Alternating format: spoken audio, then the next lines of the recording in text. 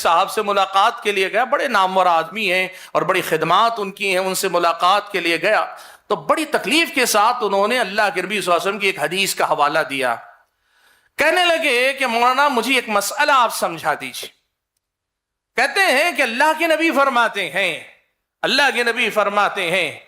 کہ اللہ کے بندوں میں کچھ بندے ایسے ہوتے ہیں کہ اگر وہ قسم کھا لیں تو اللہ ان کی قسم کی لاج رکھنے کے لیے جس بات کی وہ قسم کھاتے ہیں اللہ تبارک و تعالیٰ ان کی بات کو پورا کر دیتا ہے.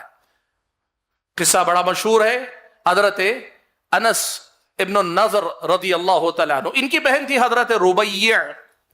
حضرت ربیع کا ایک اور خاتون سے کچھ معاملہ ہو گیا، ان کا ہاتھ لگا یا ان کی یوں کہیے کہ انہوں نے مارا تو ان کے دانت ٹوٹ گئے. اب وہ جس کے دانت ٹوٹے تھے اس کے گھر والے اللہ کے نبی کے پاس لے کر آئے. کہنے لگے اللہ کے نبی ہمارے گھر کی خاتون کے دانت توڑے گئے. اللہ کے نبی کے پاس جو شریعت کا مسئلہ، اس وقت اللہ کے نبی نے کہا شریعت میں یہ قاعدہ ہے دانت توڑو تو بدلے میں دانت توڑے جائیں گے.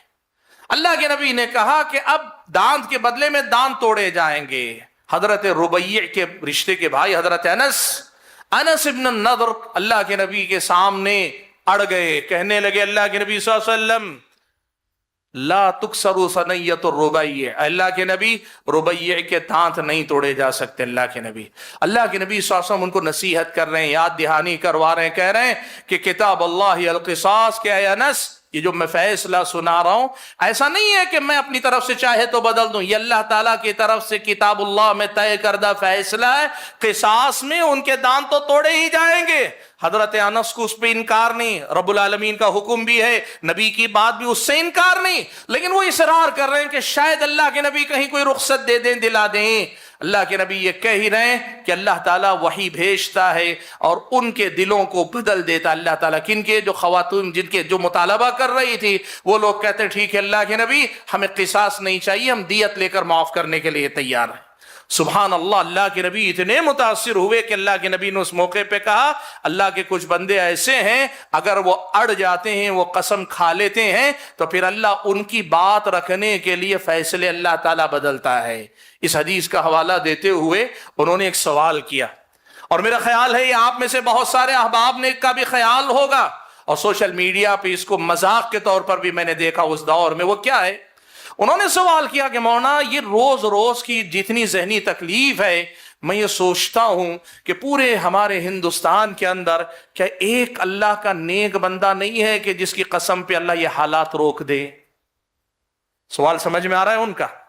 یعنی پورے اس ملک کے اندر جہاں لاکھوں کروڑوں مسلمان ہیں، ان کروڑوں مسلمانوں میں کیا ایک مسلمان نہیں ہے جو اللہ کے سامنے اصرار کرے اللہ تعالیٰ حالات کو بدل دے تو اللہ تعالیٰ حالات کو بدل دے؟ کیا ایک ایسا مسلمان نہیں ہے؟ اور پھر وہ آگے کہتے ہیں اللہ تعالیٰ تو کہتا ہے اللہ کے بندوں میں بہت سارے مستجاب الدعوات ہوتے ہیں، ان ایسے اللہ کے نیک بندے ہوتے ہیں کہ ان کی دعائیں اللہ قبول کرتا ہے. کیا پوری امت مسلمہ ہند کے اندر ایک مسلمان نہیں ہے جو دعائیں قبول کر لے؟ یہ ان کا سوال تھا. کئی بار ایسا ہوتا ہے کچھ دعاؤں کا قبول نہ ہونا ہمارے حق میں رحمت ہوتا ہے، اور کچھ دعاؤں کا قبول ہو جانا زحمت بھی ہو سکتا ہے. کئی بار یہ ہوتا ہے نا آدمی کے دماغ میں قبول نہیں ہوئی میری دعا یا قبول ہو گئی.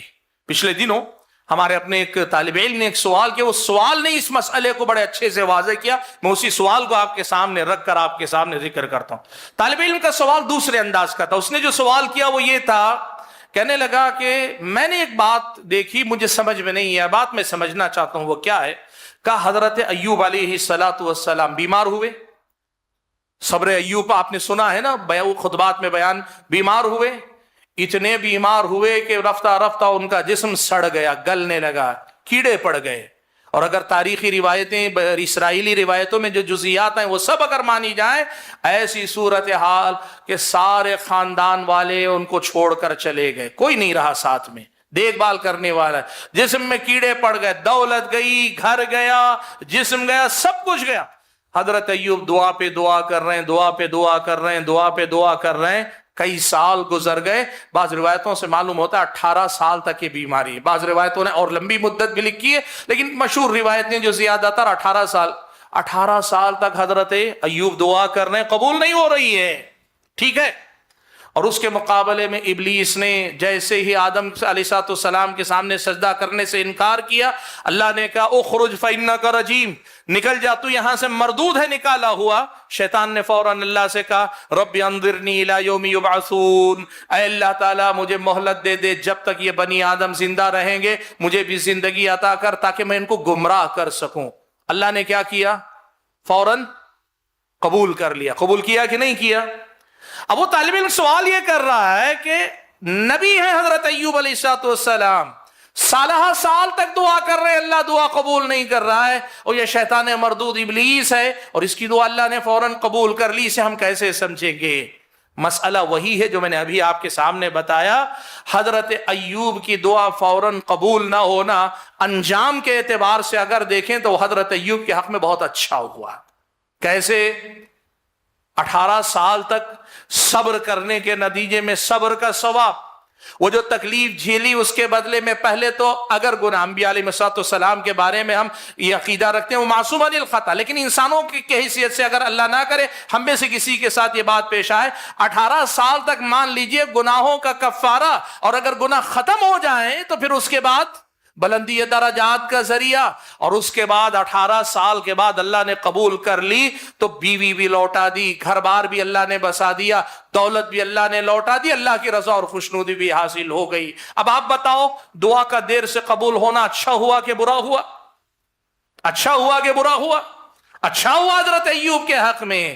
اور اس کے مقابلے میں ابلیس مردود نے جو دعا کی مانگی، اے اللہ مجھے مہلت دے دے کہ آدم اور بنی آدم کو میں گمراہ کرتا رہوں، اللہ نے کہا کہ جا، میں نے دی، فوراً قبول کر لی۔ اچھا ہوا ابلیس کے حق میں؟ ابلیس کی جو دعا فوراً قبول ہوئی اس کے حق میں اچھا ہوا؟